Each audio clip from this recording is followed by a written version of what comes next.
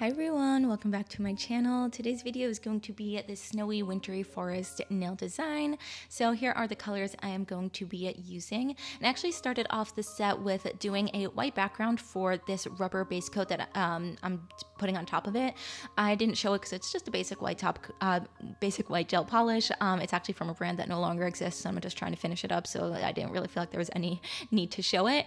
And this rubber base that I'm putting on now, it has like a bunch of glitter and sparkles in it, but it does have a bit of a milky sheer base, and it just wasn't building up as much as I had wanted it to for this particular design, so I just put a white background behind it. It's not really necessary which white, just any basic white will work if you're going to recreate this design.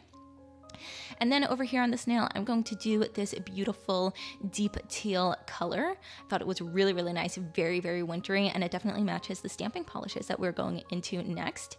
But before we do that, on top of the white nails over here, I'm just doing a bit of a base coat because, like I said, that rubber base that I used previously with the sparkles and the glitters, it was just the slightest bit like chunky and not smooth. And because I wanted it to be very smooth for stamping on top of it, I just did some base coat to help fill in all of the lines. And here is the stamping plate we're going to be using. It's from Clear Jelly Stamper, and it's just got a bunch of adorable little images of wintry trees, different evergreens and blue spruces and snowflakes, and I thought it was really, really adorable.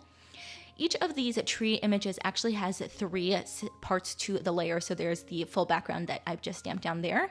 Then there's like a bit of a snowy element that you would do like in white. I used a shimmery white from Clear Jelly Stamper for the snow, and then the outline for the trees. But actually for this design, I wanted it to be layered. I kind of wanted the image to look like it had some depth. So I'm going to be layering the trees on top of each other. So for the background trees, I didn't do the snow element of the stamping just because there was like too many colors going on, and I thought it was just going to look a little bit too messy. But the forward trees, the trees that kind of look like they're in the forefront of the image, those are going to have the snowy elements. But because the background trees are kind of like there to fill in the gaps, I didn't want to do too much of the snow.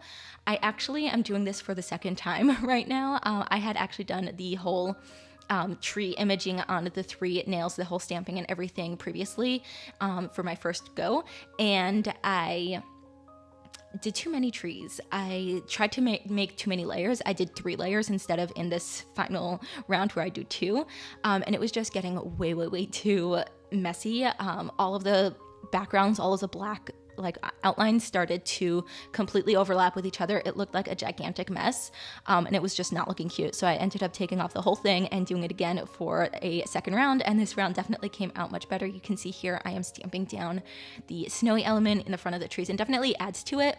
And it's definitely part of the design, but for the background trees, I didn't think it would be too necessary. But anyway, for a design like this, when you are trying to do maybe some like background and foreground kind of imaging where it looks like there's a bit of depth to the image, I would suggest, just from personal experience, less is more. Trying to add too many colors and too many layers on top of each other just looked too messy. It just looked like a blur. You couldn't really tell what was going on anymore, and I was not liking it. So I would say for that kind of design, less is more for sure. Also, for this video, I was not filming in natural daylight. Normally, I do try to film in natural daylight. I do like the tone and the softness that the natural daylight gives, and it also helps show the colors as true to color as possible. But actually, for this design, I was filming it late Saturday night, and it was dark outside, so I used an overhead lighting. So let me know if you notice a difference, if you like the overhead lighting more, if you like the daylight more, if there's a difference. I'm not really sure if you can tell a difference. I think it came out okay, but if you can tell a difference, please let me know. And then, as you saw before, I actually showed the 2 other nails that I did. It was the same repetitive process of stamping. It was the same stamping images, it was the same colors and everything, and I didn't feel like I needed to show that 3 times. So I just did those off camera and showed them to you here.